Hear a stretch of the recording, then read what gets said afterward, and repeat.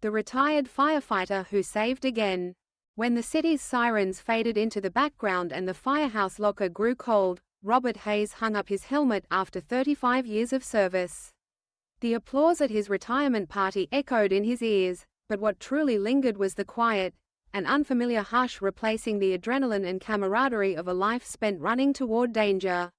Some said retirement would be peaceful, but for Robert, it felt unfinished, as though his story had paused instead of ending. In the heart of his bustling neighborhood, Robert became a fixture on his porch, greeting neighbors with a gentle nod and a warm smile. He watched children pedal their bikes, dogs tug at leashes, and the world move busily along. Yet, a part of him missed the urgency, the purpose that came with every blaring alarm. His hands, once blackened with soot, now tended to a small vegetable garden. Still, he wondered if his best days were behind him. One brisk autumn afternoon, as golden leaves danced along the sidewalk, Robert noticed something odd. Across the street, Mrs. Lambert, a kind widow known for her homemade pies, was struggling to carry groceries up her steps. Her frail arms shook with effort, and her breaths came in short, uneven gasps. Without hesitation, Robert crossed the street, offering his steady hand. She smiled in gratitude, but as he helped her inside, she collapsed onto the floor. Years of training surged through Robert's veins.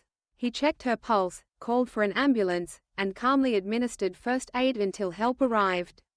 The paramedics credited him with saving her life. Word spread quickly: Robert Hayes, even in retirement, was still a hero. But something shifted after that day. Neighbors began stopping by, not just for a friendly chat, but for advice, reassurance, and comfort. A single mother sought his guidance for her son, who struggled in school. A young couple, new to the area, asked for help installing smoke detectors. Robert became the heartbeat of the neighborhood, a quiet presence who offered more than help, he offered hope. One evening, a devastating fire broke out in a nearby apartment complex. Flames licked the sky, and panic swept the streets. Robert, awoken by the commotion, rushed to the scene. The fire department was on its way, but chaos reigned. People shouted for loved ones, and the thick smoke made it impossible to see. Robert's instincts took over. He organized the crowd, guiding frightened families to safety. He calmed a little girl who had lost her parents in the confusion. And when he heard cries from a second-floor window, he fashioned a ladder from a discarded fence, climbing up to rescue an elderly man trapped inside. By the time the firefighters arrived, Robert had already led several residents to safety.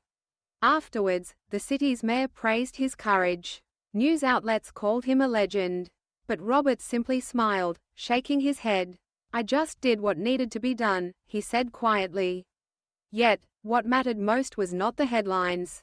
It was the way his neighbors looked at him, with gratitude, respect, and love. In giving selflessly, Robert discovered that heroism isn't defined by a badge or uniform.